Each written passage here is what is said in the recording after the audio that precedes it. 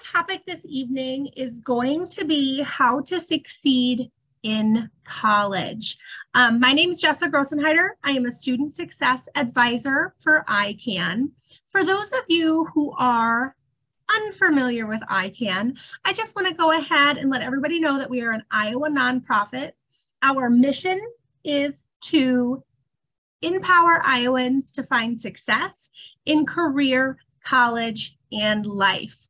Now, we have offices for student success centers across Iowa, and we offer in-person advising services as well as virtual advising services as well. So if you are interested in setting an appointment with an ICANN student success advisor, you can make an appointment on our website, icansucceed.org. Or you can go ahead and give our 877 number a call. It's listed there for you on that slide. So it's the 877-22-4692 number. We offer advising services in career and college planning, understanding financial aid, award offer reviews, and of course, we do webinars like these. So this How to Be Successful in College webinar is a great webinar for students planning to enroll in college for the first time. Recent high school graduates, some of you are graduating currently. Some of you just graduated this summer, or some of you just graduated recently this last week. Sorry, I'm getting some backlash here, so I'm going to go ahead and make sure that I shut that off. Some of you recently graduated this week. Some of you are going to be graduating very soon. Some of you are going to be heading off to college. Now, with heading off to college, that might mean living in a dorm room or getting your apartment for the first time. So there's going to be a lot more independence, and with that independence comes more responsibility. So this webinar will hopefully provide some tips for college, not only with the academic side of it, the time management, and I will give some finance tips at the end of this webinar as well. Now, just a little bit of housekeeping here towards the beginning. We are doing a live webinar, and I am also live on Facebook, as some of you probably could hear with that back feedback. Why don't we go ahead and save questions towards the end? That way I can go ahead and check the comment section on Facebook at that time, and I don't have to worry about any volume feedback. But if you are live on the webinar, you'll be able to use the chat or the Q&A box at the end of this webinar for questions. Anybody that's watching live on Facebook can go ahead and just make a comment right underneath of the video, and I will check that at the end of the webinar as well. Now, if you are watching this as a recorded webinar that might be posted to our website or to YouTube. If you have questions, you can go ahead and reach out to us via our website or that 877 number that I mentioned in the last slide. So let's go ahead and start our presentation. So there's a lot of things that as a high school graduate you have recently completed. And this is probably a super exciting time for you. But besides for excitement, you might be nervous and you might be a little fearful. So just remember that whatever you're feeling right now, it is valid. And hopefully this presentation is going to go ahead and calm some of that stress or maybe some of that anxiety that you might have about this upcoming fall. So you've hopefully, or you're in the process of choosing a college, filed the FAFSA application, the free application for federal student aid, hopefully applied for some scholarships while you were in high school. Some of those are still currently open. So if you're in the process of that and you have questions, please feel free to reach out. If you have award letters or financial award offers that you need help reviewing, just know that ICANN does have webinars, recorded webinars available on all of these topics that can assist you. You can find those on our website. If you are still in the process of filing your FAFSA application and you would like some assistance, or if you have some questions, feel free to go ahead and reach out to us as well. We're still taking FAFSA completion assistance appointments, and we are happy to go ahead and help you with yours as well. So again, our 877 number is 877-272-4692, and you can schedule an appointment on our website at icansucceed.org if you need assistance with any of those topics. Now, attending and registering for a college orientation is the first and most important step to college success. So some orientations at colleges and universities are mandatory, and it is a great way to get a feel for campus, meet your academic advisor, and possibly set up registration and starting to make some friends on campus. So register for the earliest possible session if possible. When you're on your, or when you're in your orientation, you often meet with your academic advisor. You talk about some of the possibilities for courses, and you may even currently register during that orientation session for your classes this upcoming fall. So it's important to register early. Some classes do fill up. And if you have specific classes that you would like to take this fall, going to an earlier session means that hopefully that course wouldn't be or won't be full at that time. So register for an early session if possible. Before you go to your orientation, make sure that you've reviewed your academic or your course catalog. Make sure you know what courses are going to be required in your program. And what courses you may want to take your freshman, sophomore, junior, and senior year. That will give you a really good starting point when you're talking with your academic advisor about some of those possible courses for that fall semester. Make a list of questions that you have if you're interested in working on campus. If you're interested in clubs and organizations, those are some great questions to have written down to make sure that you can get those answered during your orientation. But it's also a great time to go ahead and make sure that you bring your measuring tape. So that way you can go ahead and take some measurements and some pictures of your dorm room. It can be really exciting to buy a lot of brand new things for your dorm room, but you want to make sure that those things that you are going to be buying fits into your dorm room. If you are splitting your dorm room with somebody, you'll want to go ahead and check in with your roommate to make sure that you're not duplicating items.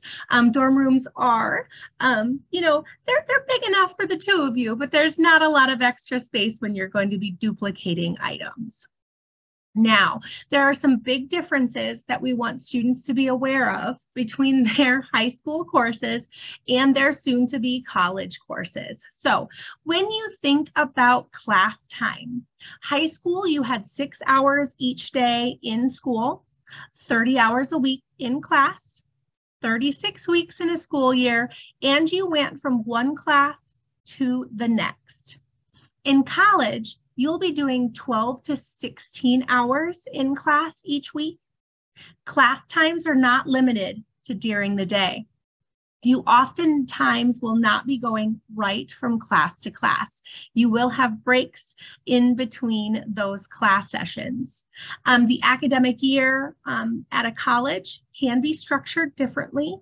Usually it's divided into two 16-week semesters, but there are colleges and universities with trimesters or alternative schedules. So make sure that you're aware of everything that your college or your university offers.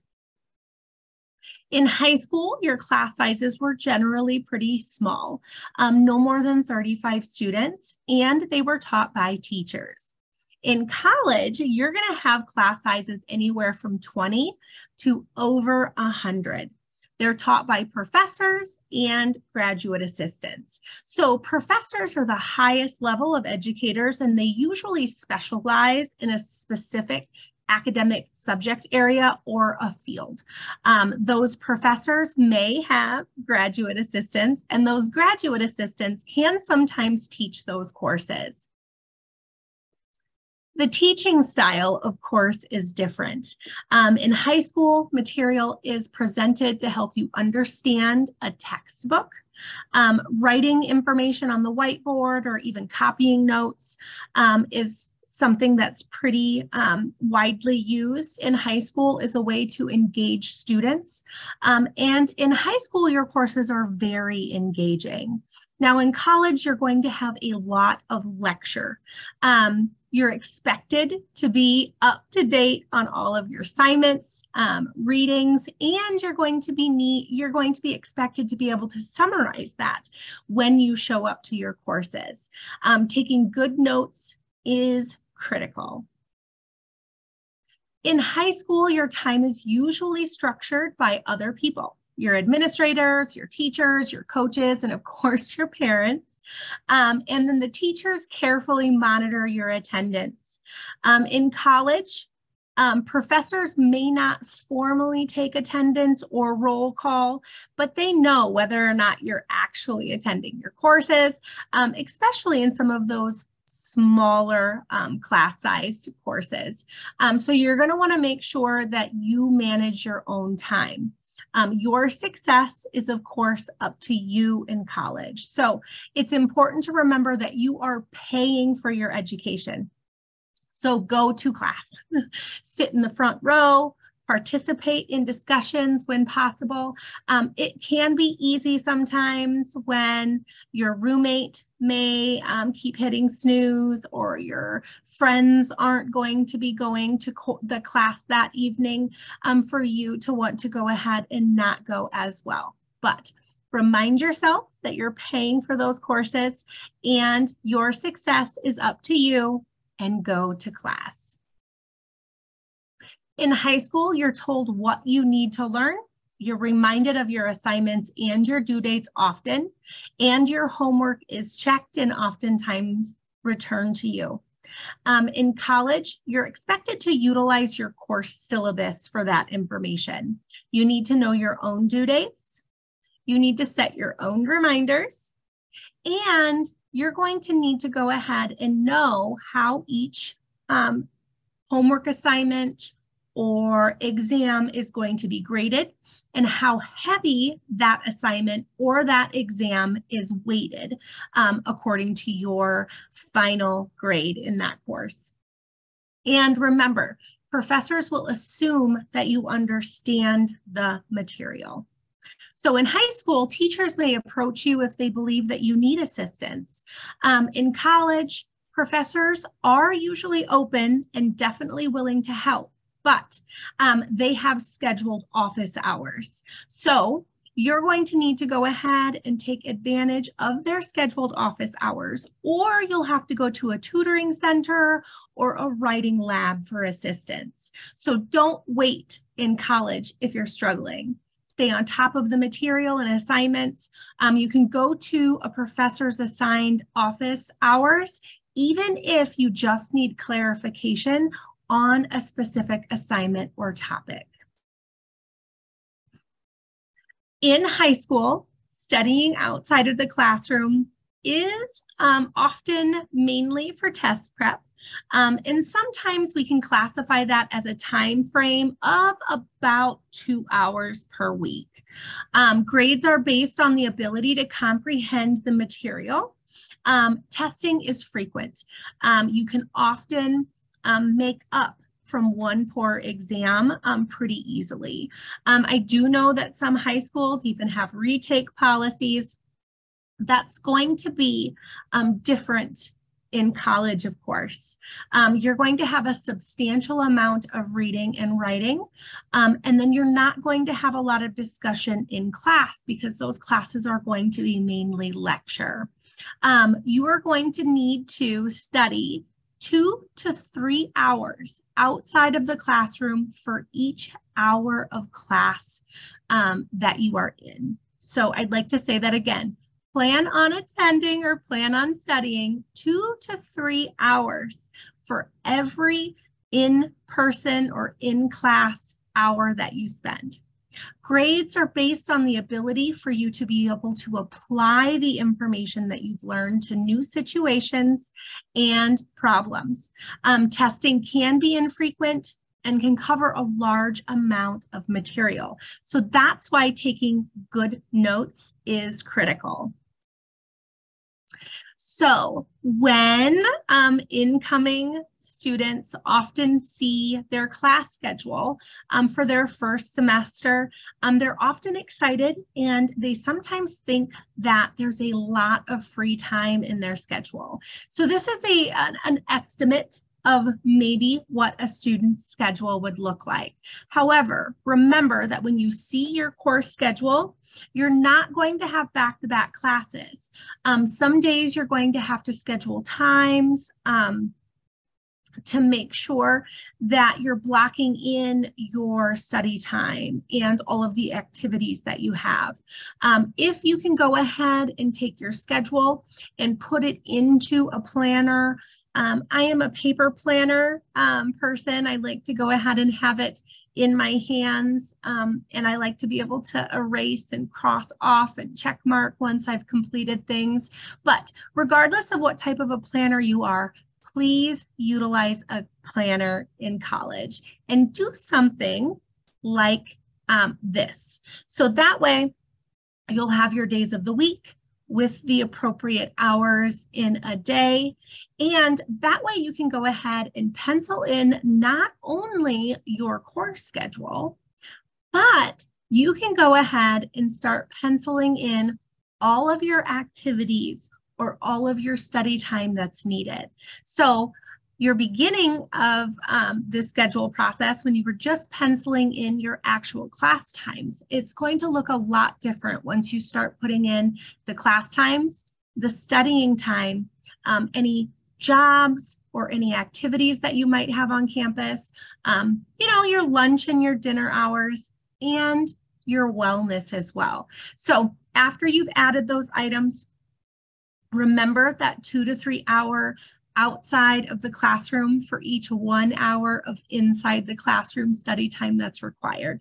When you're building in your study time, make sure that you think about where you're going to go ahead and get that done. You may need to find yourself a nice quiet area on campus.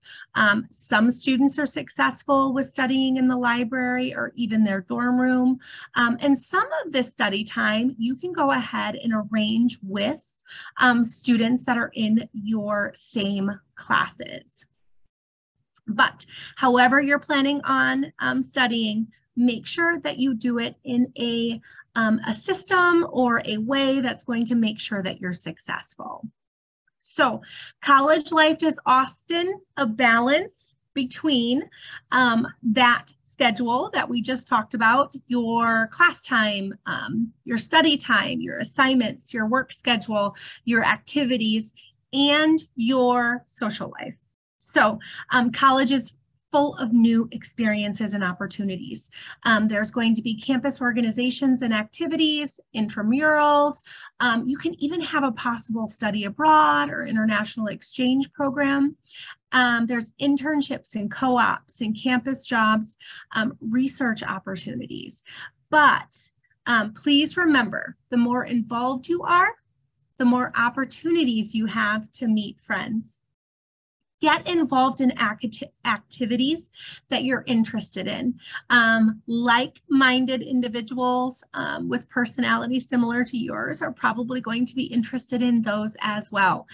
It is going to be ways that you're going to be able to build not only your support network, but it's going to be a way for you to start making some of those friendships that may last for a very, very long time.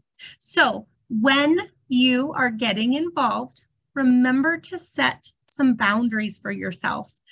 Remember that it is important to say no, especially when it comes to making sure that you're getting your studying in and your assignments done. Set those boundaries and stick to them while you are in college. Also remember to make sure or to make your physical health and your mental health a priority while you're in college. Get enough sleep, control stress, get and eat a balanced diet. It can be easy to want to go ahead and eat on the run, but remember to eat that balanced diet when you're in college. Use campus health and counseling services if needed, and stay active. Now, when it comes to staying safe on campus, please remember to be vigilant and be aware of your surroundings at all times. Know the dorm security measures. They are put into place for a reason. They're there to keep you and everyone else safe. So do not leave propped doors. Do not leave locked doors propped open, and make sure that you're locking your windows, your doors, and lock your car if you're bringing a car to campus. Walk in groups and use campus security if needed. And of course, when we're talking about alcohol and drugs, avoid peer pressure and always follow your instincts. When we're going to go ahead and talk a little bit about that last topic that I said we would touch on this evening, some financial success strategies for college. I do like to go ahead and just put that reminder out there one more time. Complete the FAFSA if you have not done so already. And remember that you need to file the FAFSA every year or each year that you're planning on enrolling in a college or university. Scholarship searches is not just for your senior year of high school. It is something that you can continually do and apply for even while you're in college.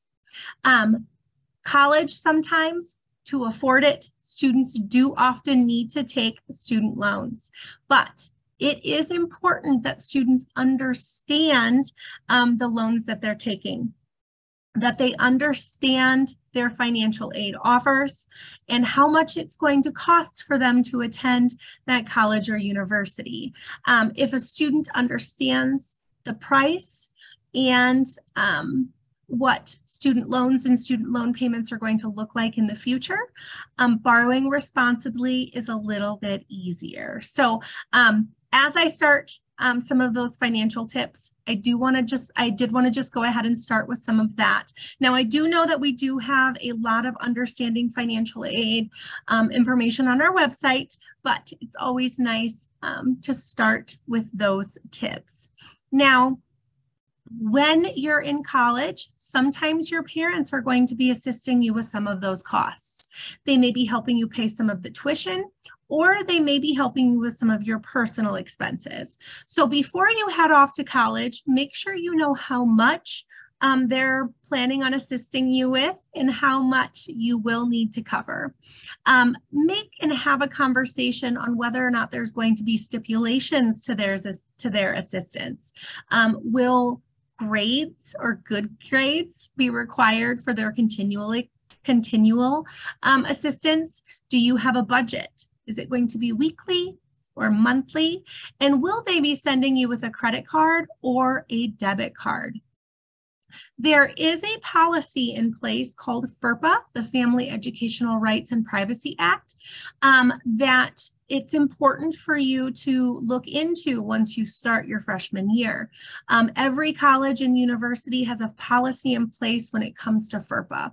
And that's a policy on how information about your academics, your financial aid, your billing account, it's a policy on how that information can be released.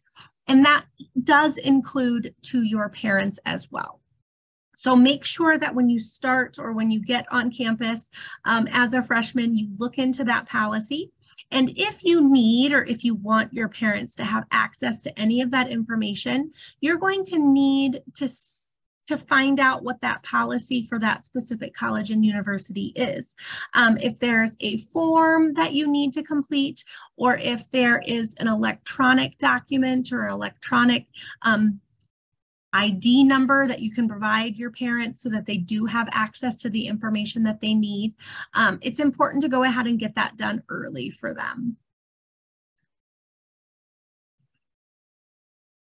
Oops, we already talked about borrowing wisely. I do want to go ahead and talk about debit cards and credit cards. So I know I touched base on keeping your information secure at college, and these are definitely items that you're going to want to go ahead and make sure that you keep secure as well. But if you are going to get a credit card, or if you're thinking about getting a credit card for when you're in college, remember a few important things.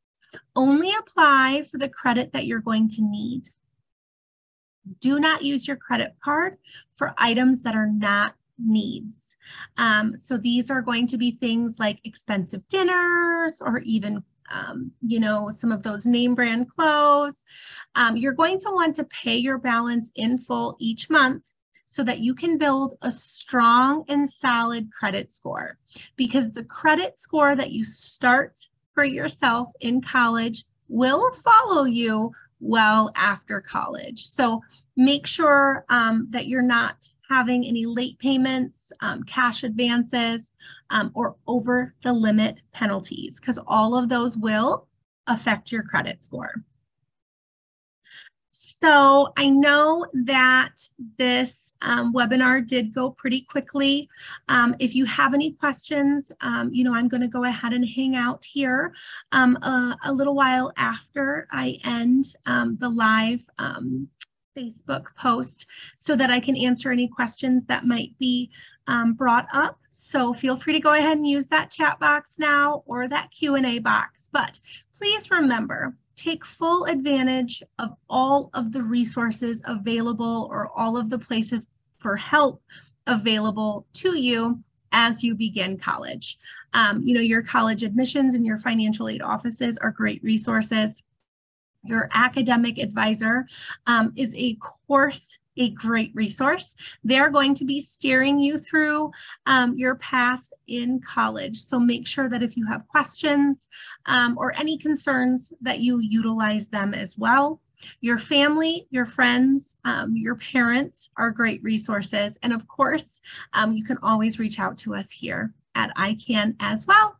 So thank you for taking the time to participate in the webinar this evening.